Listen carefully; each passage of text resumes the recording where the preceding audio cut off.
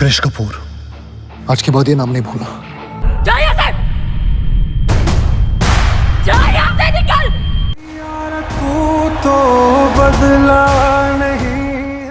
दोस्तों 2025 का जो साल है वो कई लोगों के लिए अच्छा नहीं रहा है। खासकर से इंडिया के लिए तो ये बहुत ही खराब रहा है, जहां इस साल के शुरुआत से ही आरसीबी के जीतने के बाद का ये हादसा, अहमदाबाद प्लेन हादसा और ऐसी कई और खराब खबरें हमें सुनने के लिए मिली हैं। जहां तक कि बहुत सारे लोग तो भगवान से ये प्रार्थना करने में लगे हुए हैं कि भगवान ये साल जल्द से जल्द खत्म हो जाए, जिससे कि और खराब खबरें हमें सुनने के लिए ना मिलें। लेकिन अगर बॉलीवुड फिल्मों की बात करें तो जुलाई 2025 बॉलीवुड के लिए बहुत अच्छा समय आ गया है।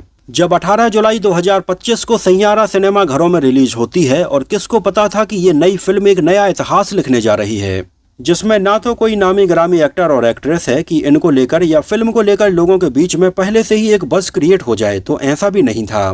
फिल्म का बिल्कुल जीरो प्रमोशन किया गया। यहाँ तक कि फिल्म रिलीज होने के पहले किसी ने इसके हीरो और हीरोइन को ना नोटिस किया और ना ही इन्होंने कहीं जाकर इंटरव्यू दिए। लेकिन इसके बावजूद भी फिल्म सैयारा जब सिनेमा घरों में रिलीज हुई तो इसने सलमान खान, शाहरुख खान, आमिर खान और यहाँ तक कि ऋतिक रोशन का तक रिकॉर्ड तोड़ दिया।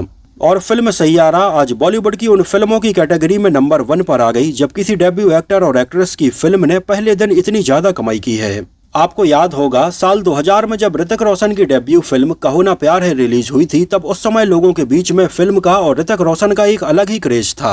और कहो ना प्यार है को रिलीज हुए आज लगभग 25 साल हो चुके हैं, और इन 25 सालों में शायद ही किसी दूसरे डेब्यू एक्टर की फिल्म को इतना ज्यादा सेलिब्रेट किया गया हो। लेकिन अब सैयारा के क्रेज को देखकर ऐसा लगता है कि इसने वाकई में पिछले सारे रिकॉर्ड्स तोड़ दिए हैं। जहां आज के टाइम पर बड़े से बड़े एक्टर्स की फिल्में भी 8-10 करोड़ की ओपनिंग नहीं ले पा रही हैं, तो वहीं सैयारा ने अपने ओपनिंग डे पर 21 करोड़ रुपए का कलेक्शन किया है, जो वाकई में अपने आप में एक बहुत बड़ा रिकॉर्ड बन गया है। और सैयारा को मिली इस तरह की सक्सेस से बाकी डायरेक्टर्स और प्रोड्यूसर्स को सीखना चाहिए।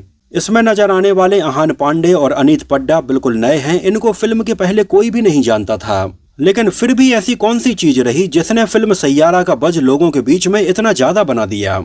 तो आज का हमारा ये वीडियो थोड़ी अलग होने वाला है, जहां हम सैयारा के अननोन फैक्ट्स के बारे में तो बात करेंगे ही करेंगे, लेकिन साथ ही साथ इसकी भी एनालिसिस करने की कोशिश करेंगे कि कैसे फिल्म सैयारा ने ये रिकॉर्ड बनाया और कैसे ये फिल्म लोगों को इतनी ज्यादा पसंद आई है। अब देखो, सैयारा की सक्सेस को समझने के पहले ये समझना जरूरी है कि समय बदलता है, फिल्में बदलती हैं, ऑडियंस बदलती है, और समय के साथ सबको अपग्रेड होना भी चाहिए। लेकिन यहाँ पर यह भी समझना जरूरी है कि बेसिक वैल्यू, बेसिक इमोशंस वही होते हैं। दर्द हो, प्यार हो या फिर अपने किसी बहुत खास का बिछड़ना हो, ये सारे इमोशंस हर किसी के दिल में बिल्कुल सेम फीलिंग्स देते हैं। इसके अलावा करियर में स्ट्रगल, फैमिली में प्रॉब्लम, ये सारी चीजें ऐसी हैं जिनसे लगभग हर कोई गुजरा है और हर कोई इनसे बहुत अच्छे से रिलेट कर पाता है। जैसे सैयारा में हमें जो लव स्टोरी देखने के लिए मिली, जो दर्द देखने के लिए मिला, अब यहाँ पर बहुत सारे लोग भले ही ये बोलें कि ये जैन जी की लव स्टोरी है, तो एक पल के लिए चलो मान भी लेते हैं कि ये जैन जी की लव स्टोरी है और जो नई जनरेशन है उनकी कहानी है। लेकिन प्यार के मिलने और बिछड़ने के इमोशंस बिल्कुल वैसे ही हैं जिसको शायद आपके माता पिता ने भी साल 1981 में आई फिल्म एक दूजे के लिए में, या सनी देओल की फिल्म बेताब में, या आमिर खान की फिल्म कयामत से कयामत तक में, या सलमान खान की फिल्म मैंने प्यार किया में, या फिर आशिकी जैसी कई फिल्मों में देखा होगा और इसको फील भी किया होगा। सेम वही सैयारा के साथ भी हो रहा है। इसके अलावा इसके इतने ज्यादा चलने का एक रीजन ये भी समझ में आता है कि फिल्म का बेहतरीन म्यूजिक है, और एक बेहतरीन म्यूजिक पूरी फिल्म की जान होता है। और ये आपने पिछले कई दशकों में अलग अलग फिल्मों में नोटिस भी किया होगा। जैसे आज से ज्यादा नहीं, लगभग हम 20 से 25 साल पुरानी फिल्मों की भी बात करें तो उस समय ना तो इंटरनेट था और ना ही सोशल मीडिया का जमाना था। तो आप जरा याद कीजिए कि उस समय जब कोई भी नई फिल्म आती थी तो इसके बारे में आपको कैसे पता चलता था? रेडियो और टीवी पर इसके गाने सुन के ही ना। और उस समय लोग इस बात पर यकीन करते थे कि अगर फिल्म का म्यूजिक अच्छा है, इसके गाने लोगों के बीच में सुपरहिट हो रहे हैं, तो ये फिल्म जरूर चलेगी। उस समय फिल्म का अच्छा खासा बज भी लोगों के बीच में इसके सुपरहिट म्यूजिक की वजह से ही होता था। तभी तो आपने ये बात जरूर नोटिस की होगी कि 90s में फिल्में चाहे जैसी भी रही हों, लेकिन इन फिल्मों में गाने सुपरहिट रखे जाते थे। जहां उस समय आई कई फिल्में, मैं खुद भी मानता हूं कि ये फिल्में वाकई में अच्छी नहीं थीं, लेकिन इनके गाने अच्छे थे, इस वजह से ये फिल्में चलीं। तो सैयारा के डायरेक्टर मोहित सूरी भी हमेशा से इस बात पर ही यकीन करते आ रहे हैं कि अगर फिल्म को लोगों के बीच में पहुंचाना है तो इसका म्यूजिक अच्छा होना चाहिए। और सैयारा के साथ भी उन्होंने ऐसा ही किया। उन्हें पता था कि इसमें बिल्कुल नए एक्टर और एक्ट्रेस हैं जिनको कोई भी नहीं जानता है। इस वजह से अगर फिल्म का क्रेज लोगों के बीच में बनाना है तो इसके लिए सुपरहिट गानों की जरूरत होगी। और पूरी फिल्म सैयारा की शूटिंग वो बहुत ही साइलेंट तरीके से करते रहे, जहां सोशल मीडिया पर भी इसको लेकर बहुत ज्यादा कोई बज़ नहीं था। यहाँ तक कि अधिकांश लोगों को तो ये पता भी नहीं था कि सैयारा के नाम से कोई फिल्म भी बन रही है। लेकिन जैसे ही फिल्म का टीजर यूट्यूब पर रिलीज किया गया और लोगों ने इसमें ये गाना सुना, सैयारा तू तो बदला नहीं है, मौसम जरा सा रूठा हुआ है, लोगों को ये लाइन और ये गाना बहुत ज्यादा पसंद आया। और आप यकीन मानिए कि टीजर में इस गाने के बाद से ही फिल्म का क्रेज लोगों के बीच में शुरू हो गया था। तो इस बात से आप अंदाजा लगा सकते हैं कि आज इतने साल बाद भी ये फॉर्मूला काम करता है कि फिल्म को हिट बनाने के लिए उसमें सुपरहिट म्यूजिक होना बहुत जरूरी है।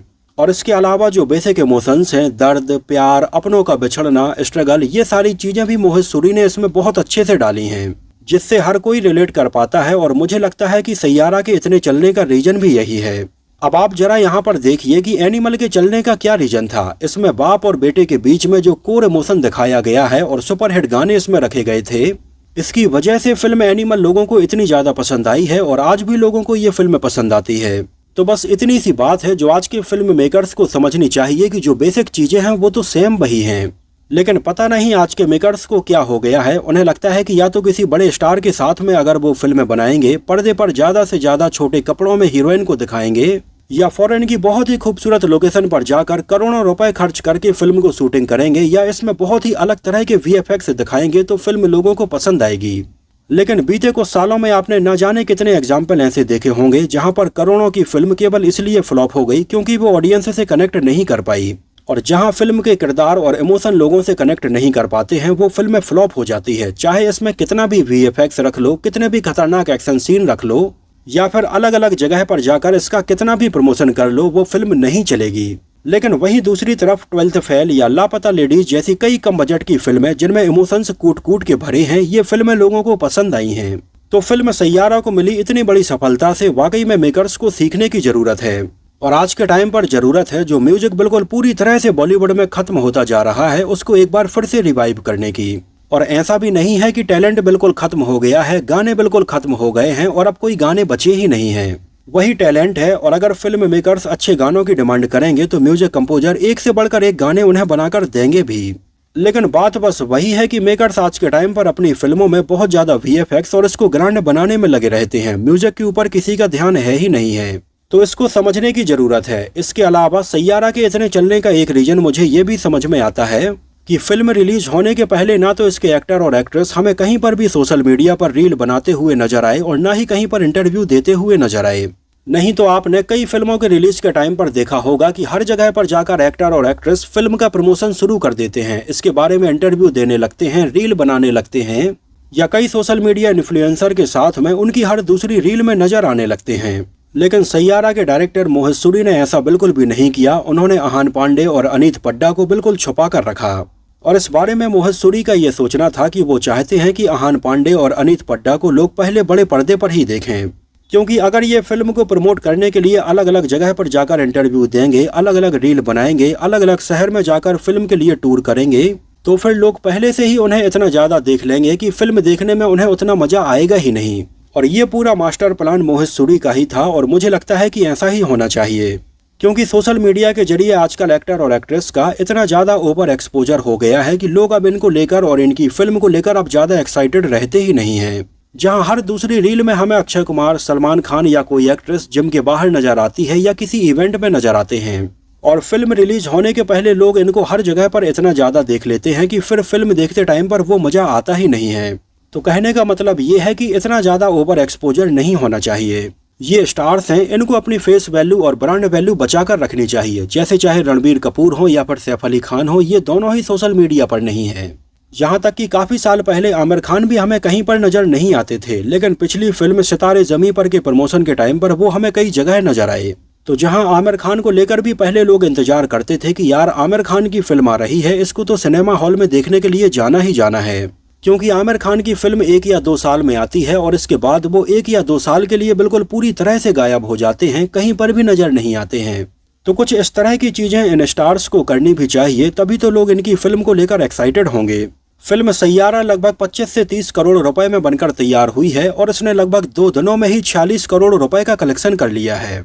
और जिस हिसाब से ये फिल्म लोगों को पसंद आ रही है, फिल्म कलेक्शन कर रही है, बहुत जल्द ये 100 और 200 करोड़ रुपए के आंकड़े को भी क्रॉस करने वाली है। आपको बता दें कि मोहित सूरी वही डायरेक्टर हैं जिन्होंने अपने करियर में कई बेहतरीन फिल्में बनाई हैं, जिनमें जहर, कलयुग, वो लम्हे, आवारापन, आशिकी 2, एक विलेन, हाफ गर्लफ्रेंड और मलंग जैसी कई फिल्में शामिल हैं। और उनके द्वारा बनाई गई ये सारी फिल्में लोगों को बहुत ज़्यादा पसंद आईं और इनके गाने भी पसंद आए। वैसे आपको बता दें कि सैयारा ये जो फिल्म है वो पहले आशिकी 3 के नाम से बनने वाली थी, जिसको लेकर सारी तैयारियां हो गई थी। फिल्म का अनाउंसमेंट भी होने वाला था, लेकिन उसी टाइम पर मुकेश भट्ट और भूषण कुमार के बीच में बहस हुई और किसी बात को लेकर इनकी आपसी सहमति नहीं बन पा रही थी और ये फिल्म आशिकी 3 के नाम से नहीं बन पाई। आपको बता दें कि 1990 वाली जो आशिकी फिल्म थी उसको महेश भट्ट ने डायरेक्ट किया था और भूषण कुमार के पिता गुलशन कुमार ने इसको प्रोड्यूस किया था।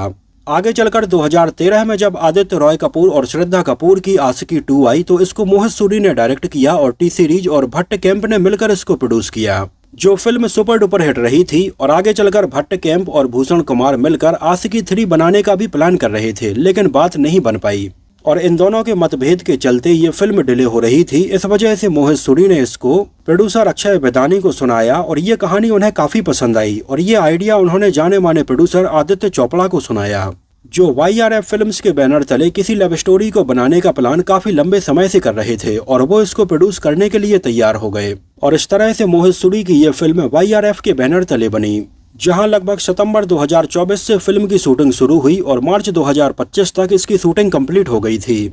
हालांकि पहले मोहित सूरी ये चाहते थे कि वो पहले इसमें किसी नामी गिरामी एक्टर और एक्ट्रेस को साइन करें, जिससे कि फिल्म का बज लोगों के बीच में बन जाए, लेकिन बाद में आदित्य चोपड़ा ने उन्हें ये समझाया कि उन्हें ये लव स्टोरी बिल्कुल न्यू कमर्स के साथ में बनानी चाहिए, जिनकी फिल्म के पहले ना तो कोई फेस वैल्यू हो और ना ही लोग उन्हें जानते हों।